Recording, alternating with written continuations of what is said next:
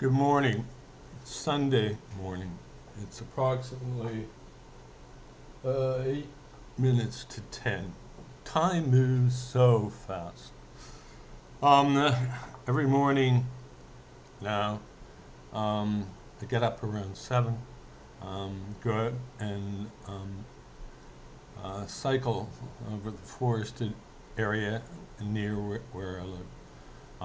Then come back here and have a shower, which explains it still is a little wet. Um,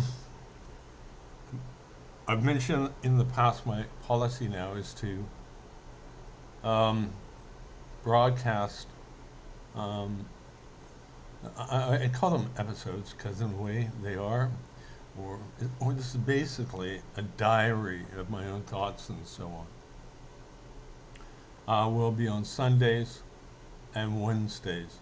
Today, as I mentioned, is Sunday morning. Um, I inserted one yesterday or the day before because I found it necessary emotionally to say something about a manager who could be so rude. I mean, absolutely rude. They are the reason why there are unions. And I don't know if they do have a union, but I suggest they have one. With such a crude, um, rude president who hangs up on the phone, she should be, well, personally, I would have fired her.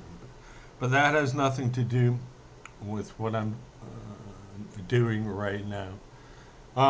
Some time ago, I think I included a story called a grotesque family, how to terminate a woman's soul dash EP.1. I've included it as episode 1 because the story will go on later. I'm not quite sure, but there definitely will be an episode 2. I should also point out that many people find this offensive. Much of life is offensive. I hate to tell you that. They're good and, and they're not so good. Um, so I'm going to read you this, which is from J.D. Neat's uh, site, which of course, as you well know, is mine. And it is, the heading of this goes this way. And as I mentioned, many people dislike this intensely, but it's also a rage. Um, the character in this, Matthew Brownfield, fully admits it's a rage. He's had enough. He can't take it anymore. And that's why he writes this. The heading goes this way. This fictional opinion piece will be included in Rodney the Rat Plucks the Moon from the Sky dash book 4. Newspaper opinion piece. Niagara on the Lake. A grotesque family. How to Terminate a Woman's Soul by Matthew Brownfield. A justified rage? Question mark. Hannah's ancient husband makes me want to puke. More than puke. Run to the nearest shower and scrub myself thoroughly clean. And he's not the only one who emotionally overwhelms me. His whole disgusting family, and even those associated with it, are just as bad.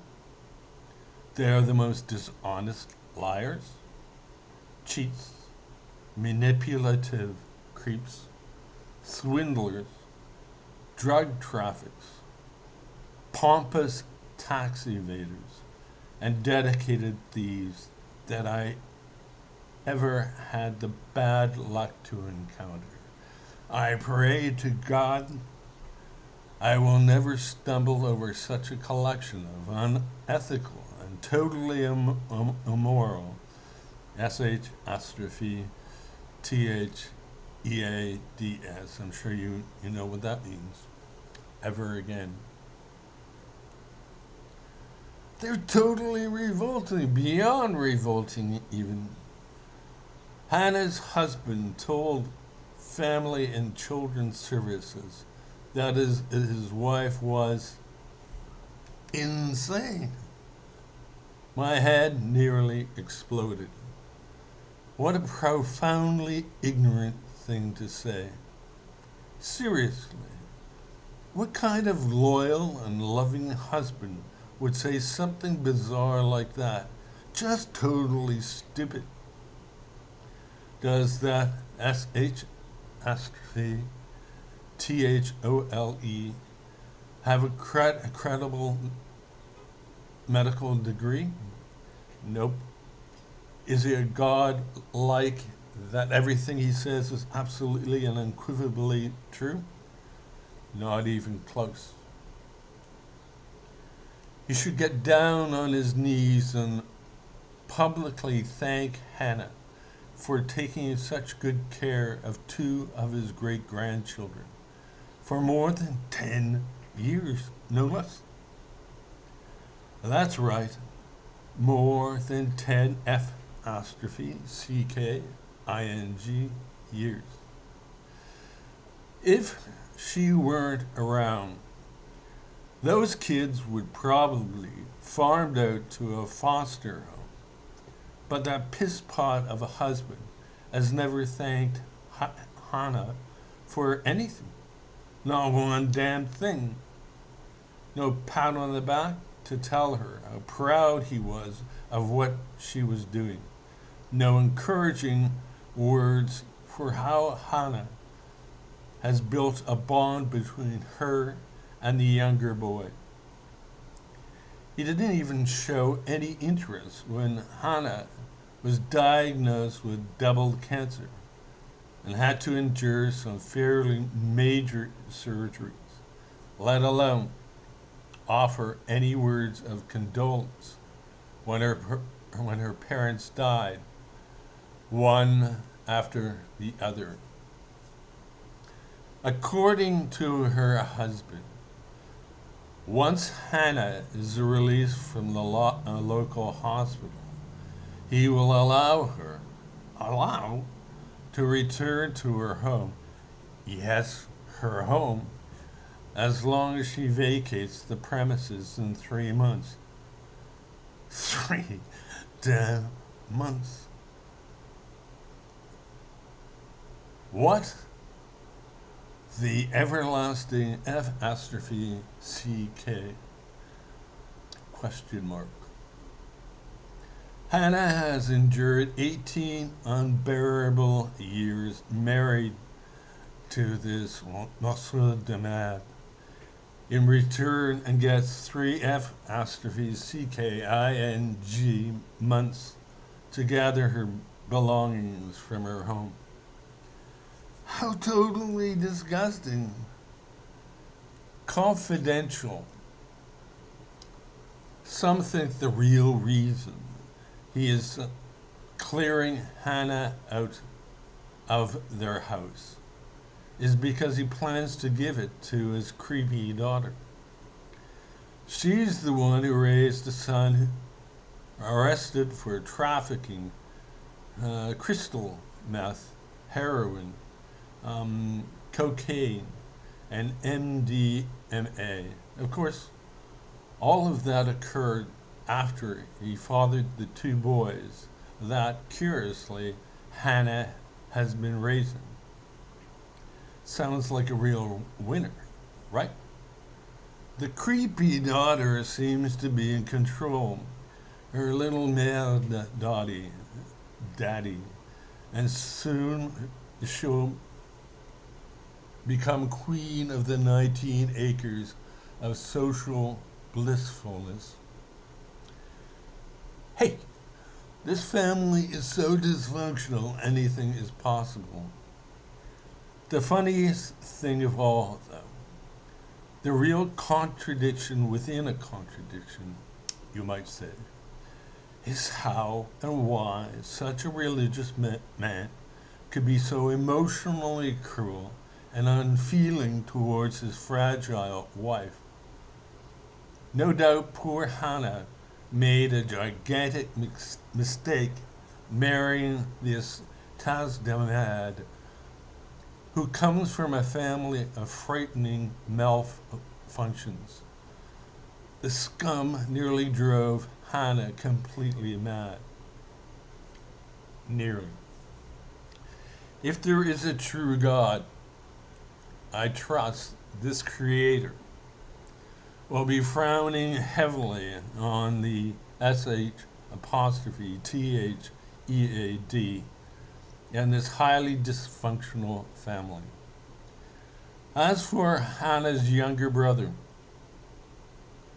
he was wonderful when tending to the needs of both of his dying parents, while doing tragically SH apostrophe T all for his frail sister. He should feel tremendously ashamed of himself. He never will. What a cruel, conniving, and ugly species we are.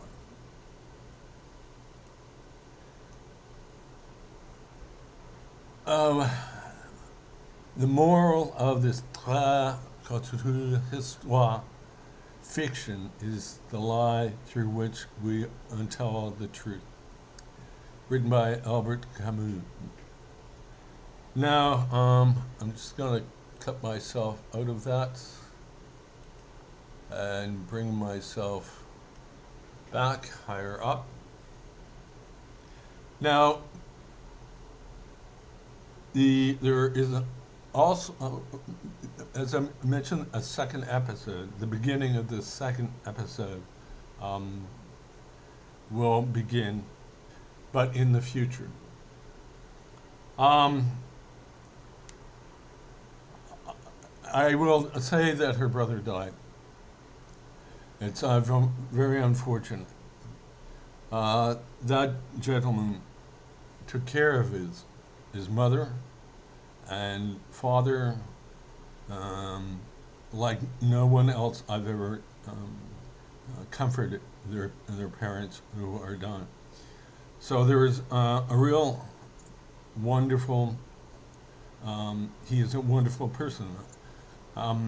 If you noted that he took care of his children, but he never fully knows certain things like bipolar, and Heidi has bipolar. He is bipolar.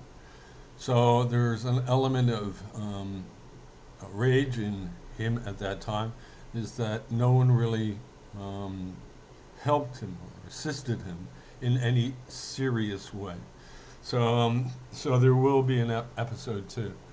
That sort of finishes the story, and I want you to think about that. Let's think about peace.